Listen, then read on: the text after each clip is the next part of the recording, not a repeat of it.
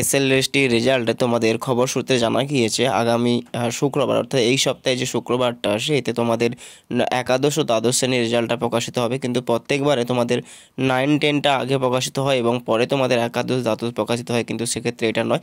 এইবারে প্রথম তোমাদের একাদশ ও দ্বাদশ শ্রেণীর যে রিক্রুটমেন্টের রেজাল্টটা, তো সেই রেজাল্টটা তোমাদের প্রকাশিত হবে এই শুক্রবারই এবং তার ঠিক পরের সপ্তাহে পরের সপ্তাহে শেষের দিকে তোমাদের মানে ওই রকম শুক্রবার ধরে রাখতে পারো। তো এখানে তোমাদের নবম দশমের যে রেজাল্টটা সেটা প্রকাশিত হবে, ঠিক আছে।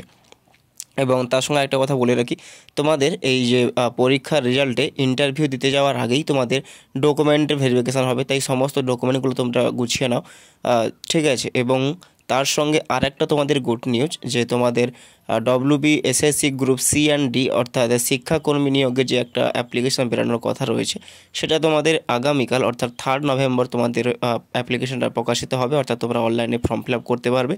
এবং তার আগেই অর্থাৎ ফর্ম ফিল আপ শুরু হওয়ার ঠিক আগেই অযোগ্য যে শিক্ষাকর্মী নিয়োগ আছে বা কাজ করেছিলেন এতদিন, তা তিনাদের নাম অর্থাৎ অযোগ্য 3,500 জন শিক্ষাকর্মীর নাম প্রকাশিত করবে, ঠিক আছে। এটা তোমাদের আগামীকাল বা আজকেরই হয়তো দিয়ে দেবে, অলরেডি অ্যাপ্লিকেশন শুরু হওয়ার আগেই তোমাদের ওই নামগুলো প্রকাশিত করে দেবে, যাদের সুপ্রিম কোর্টের নির্দেশে ইনারা পরীক্ষায় বসতে পারবেন না এইরকমটাই বলা হয়েছে, ঠিক আছে। তো এই হচ্ছে তোমাদের জন্য একটা সম্পূর্ণ নোটিশ। তো যারা চ্যানেল নতুন এবং চ্যানেলটিকে সাবস্ক্রাইব করে রাখবেন, ধন্যবাদ। দেখা হচ্ছে পরের ভিডিওতে।